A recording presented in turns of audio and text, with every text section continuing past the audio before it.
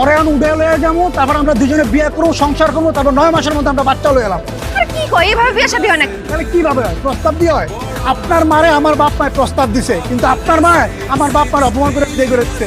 যখন ওর টাকা লাগতো, শাড়ি লাগতো, গহনা লাগতো, তো যখন যা লাগছে মোবাইল থেকে শুরু করে টাকা থেকে শুরু করে সব দিছি, তখন তো ঠিকই নিছে। যেই বিয়ের কথা আইছে তখন আমার উপর দিয়ে গেছে। আর ছোট মানুষ একটা ভুল করে লাইছে, এইসব ধরে বয়ে থাকলে হয়? যাও যাও যাও। হয় ছোট, তাহলে আমিও ছোট, ঠিক আছে, তাহলে আমরা দুই ছোট একটা ভুল করে ফেলাই। আসো। আরে কি করতেছ তুমি? আমার বইটা টেনে করতে আমার সামনে নিয়ে যাবে, এত বড় সাহস তোমার? ছাড়ো। আরে কি তুমি দাঁড়িয়ে রইছো না? দাঁড়া দেখ কোন না করে। আমি তো বলছিলাম, উনি বলছে এসব বলতে না। বুঝলাম না, তোমার শালীর এমনি তুলে নিয়েছে, কিছু কইবা না? সব জায়গায় দিয়ে বেশি বেশি করে, আমি বেশি বেশি করে মারো। করো নাকি কিছু করো।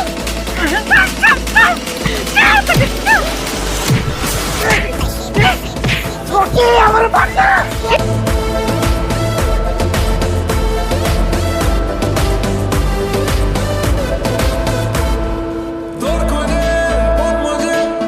দুলা ভাই, মনে হচ্ছে আপনি আমার দুলা ভাই না, আপনি আমার আপন ভাই। এই সিরি, এক হাতে তালি বাজে রে, দোস্ত তোরও আছে।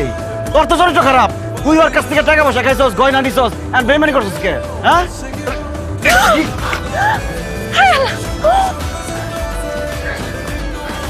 ওমা, দুলা ভাই, আপনি আমার মারলেন? আপনি কি নিজের চোখে দেখছেন?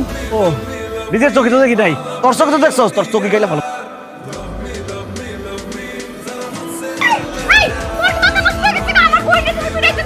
ও, আমি তো ভুল করে ফেলাইছি। দোষ তো তোর বোনের না, দোষ হলো তোর।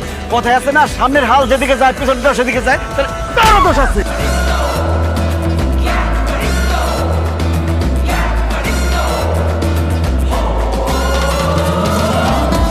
এই, তোর অত বড় সাহস! তুই আমার মায়ের এমনি ফলাই রাখছস? তোর কি বাড়িতে চাকরি করে অক করে দিয়াম, তোর সব কিছুই দিবে বেশি। আমি তো ভুল করে ফেলাইছি। গাছের ফলের তো কোনো দোষ নাই, সব দোষ হলো গাছ। এই গাছে আমি মুস্তা ভেঙে ফেলাম।